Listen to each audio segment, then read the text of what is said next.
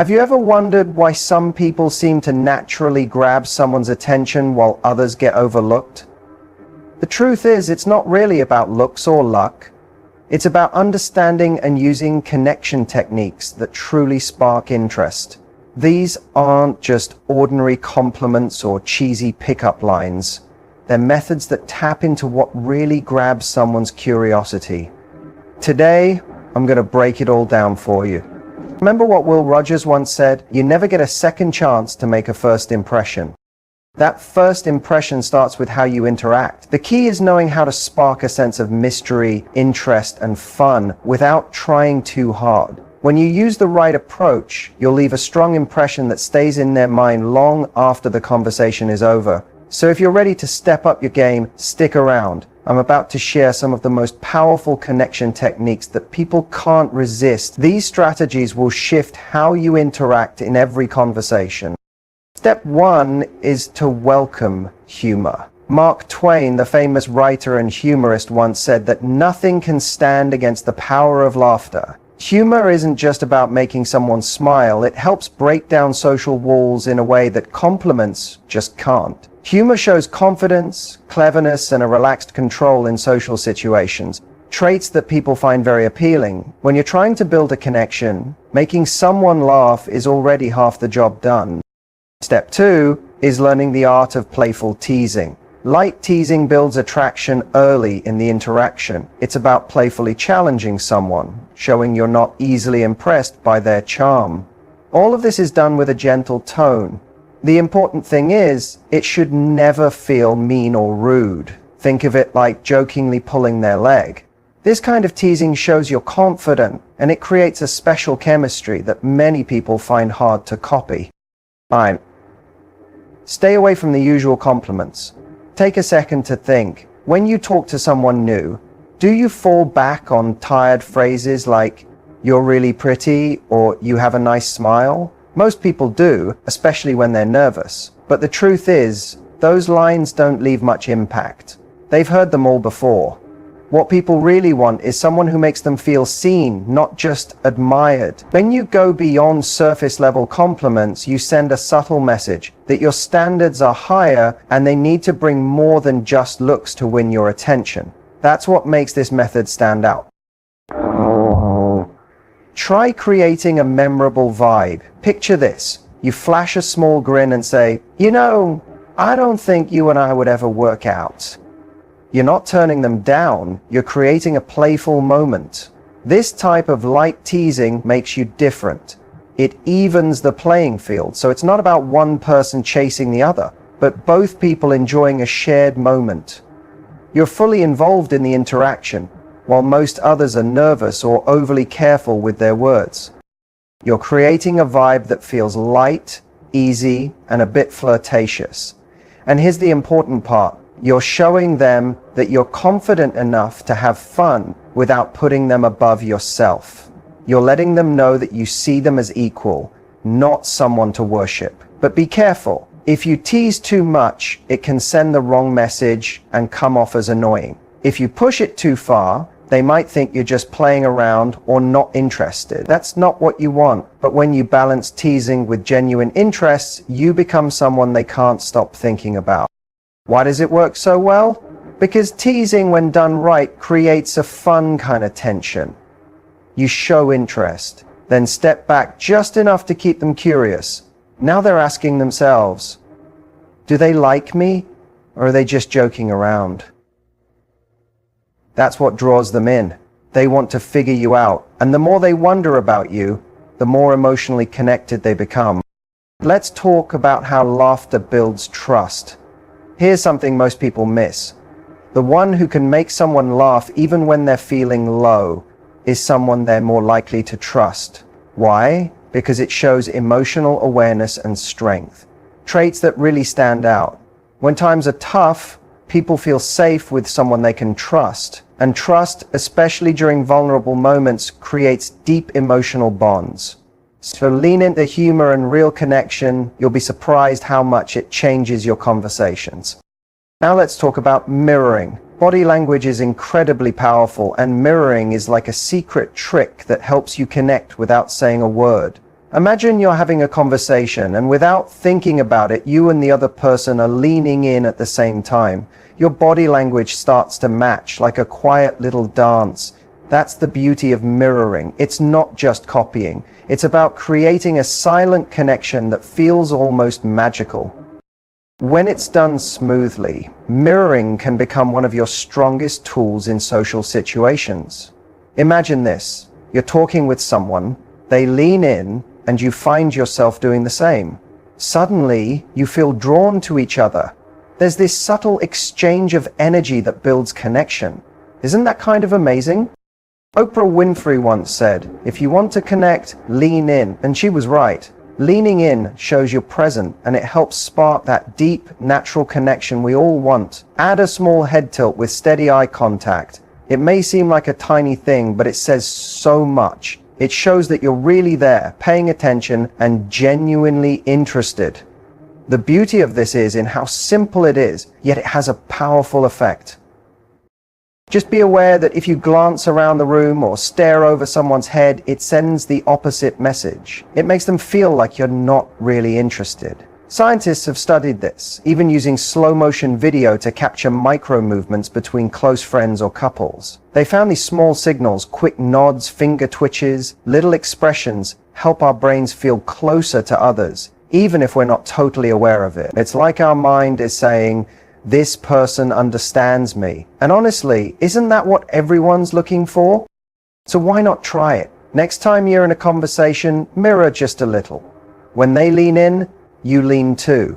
When they smile or nod, respond in kind. It's not about mimicking, it's about gently reflecting their energy. You'll be surprised how this subtle trick can deepen your connections almost instantly. Now let's talk about switching up the roles. Imagine you're chatting with someone and they feel drawn to you. There's a little tension, a touch of mystery. What really keeps them hooked? People are naturally attracted to a challenge. Not the kind that's stressful or uncomfortable, but the kind that's playful and keeps things interesting. When you create a bit of a chase, it makes them more invested. Think about this. That reversal creates a flirty tension that feels fun and exciting. The trick here is to keep the mood light, never too serious. Timing matters a lot. Let's say someone's talking about their favorite hobby. Maybe they love painting or cooking. Instead of saying, "That's awesome," but don't throw in these lines randomly. If the mood is too serious or formal, playful teasing might fall flat. Instead, wait until the vibe is easygoing and it's clear you're both having fun. That way, they'll understand you're just being playful. This works because it shifts the attention. Now they're working to win you over, which makes the connection stronger. Think of it like this. Real chemistry happens when there's a mix of tension and ease. You want to keep things unpredictable. When you say something like, "I bet I could bake a better cake than you," during a casual chat, you're creating a playful competition. You're showing them you're not just there to flatter, you're an equal. And now they feel a little pressure to prove themselves. Anthropologist Dr. Helen Fisher has talked about how playful competition can increase romantic attraction. She says that kind of flirty teasing sparks dopamine, the brain's pleasure chemical. It creates natural attraction and makes the moment memorable. That's why teasing works. It adds excitement, keeps things fresh, and makes you more interesting to the other person. But again, balance is everything. You're not trying to outdo them or make them feel small. You're just confident enough to make fun of yourself a little and tease them in a friendly way. It's a back and forth rhythm that builds chemistry and keeps them thinking about you long after the talk ends. Keeping it light, fun, and playful makes the moment feel special.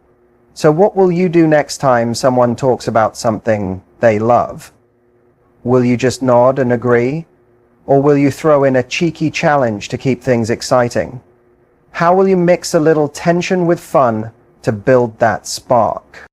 And finally, never forget the power of your eyes. Have you ever really noticed how strong a single look can be? Just locking eyes for a second can say more than words ever could. Eye contact is a powerful tool, and when you know how to use it, you'll see how quickly it creates a deep connection. People, especially women, notice way more than most people think. Even before you speak, they can often sense whether you're really there, really interested, just from how you look at them. Interested? The eyes don't lie. They reveal so much. Whether you're confident, nervous, genuinely curious, or just feeling things out, your eyes give it away. But here's the thing. It's not only about looking. It's about using eye contact in a controlled way. You want to meet her gaze long enough to show interest, but not so long that it becomes awkward. Picture this. You're in a grocery store. Across the aisle, your eyes meet hers. You hold that glance for a few seconds, pair it with a soft smile, and then calmly look away. That simple action sends a powerful, silent message. It says, "I notice you and I'm intrigued." What's so interesting about this is how it sparks curiosity. As people, we're naturally drawn to things that aren't immediately obvious or easy to read. That brief moment of eye contact followed by looking away adds a sense of mystery. It's like opening a door just enough for her to wonder what's behind it. People, especially women, are often attracted to a bit of a challenge. They don't want everything handed to them on a silver platter. They want something that keeps them thinking, something that pulls them in emotionally. Using eye contact this way hits the perfect middle ground. You're confident, but not over the top. Interested, but not needy. That's incredibly attractive. What really makes a difference is when you break eye contact at just the right second. Suddenly she's wondering, wait, why did he look away? Was he interested or not? That little bit of uncertainty makes her curious. Now you're on her mind. This isn't just guesswork. Behavioral science backs it up. Studies show that eye contact can activate the brain's reward centers, making people feel more drawn to one another. Albert Morabian even said that 93% of communication is nonverbal. That means your eyes are speaking for you before you even open your mouth. And that's what makes it so powerful. Controlled eye contact helps you build tension, spark interest, and form a connection, all without saying a single word. Keep your cool, stay relaxed, and let your eyes carry the message. People are much more tuned in to these small cues than we realize. It's not just about being seen, it's about being felt. It's about making her wonder, and that's where real attraction begins. Keep it going during the conversation and you'll feel the shift. Flirting is like a dance. You take one step, she takes another. Eye contact pulls her in, but it's the rhythm and timing that make her lean in closer. It's knowing when to look, when to smile, and when to leave a bit of mystery hanging between you. As Will Rogers once said, you never get a second chance to make a first impression. He was right. When you understand the art of eye contact, you give yourself the best shot at making that first moment unforgettable. Sometimes you don't need to say a word to make someone feel something. Just one glance, a pause, and a bit of mystery can spark something intense. Have you ever thought about the impact of just one look? It might be the most overlooked skill you'll ever master. Now, let's talk about the classic move: push and pull. It's a time-tested technique that works by mixing moments of attention with a little distance. Think of it like a dance. You take a step forward, then a step back, then forward again, all in a playful rhythm. Push is when you act a bit distant, showing less interest for a moment. Pull is when you come back in, showing warmth and attention. The idea is to keep things interesting by making her wonder where you really stand. Let's look at a few examples. Try saying things like, "You're trouble for my sanity," or "You've got me all mixed up. I might have to keep my distance." Or maybe, "The way you smile, you're making things hard for me, you know." Lines like these can be used in person or over text, and with a little practice, they'll feel natural. The trick is in watching the interaction and keeping it fun. There's also a deeper part of this technique that most overlook. The emotional ups and downs can make things more exciting. Playfully creating moments of anticipation, surprise, or even slight frustration can actually increase attraction.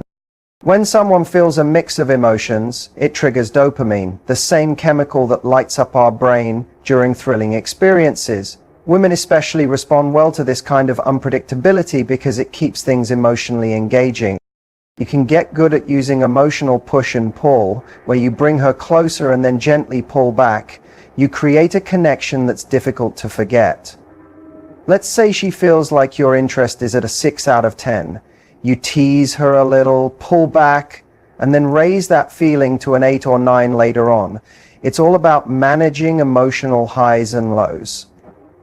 As Mark Twain wisely said, the secret of getting ahead is getting started. That holds true here. Getting good at push and pull starts by learning the rhythm and keeping things respectful.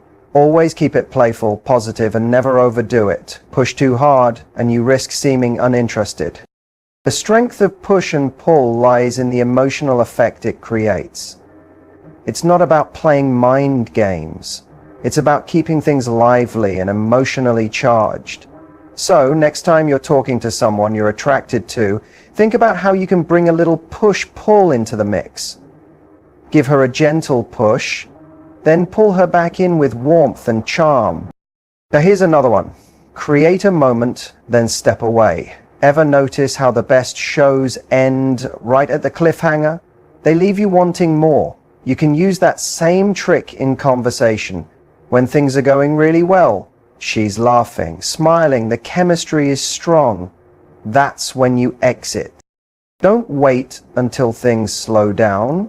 Be the one to end it on a high note.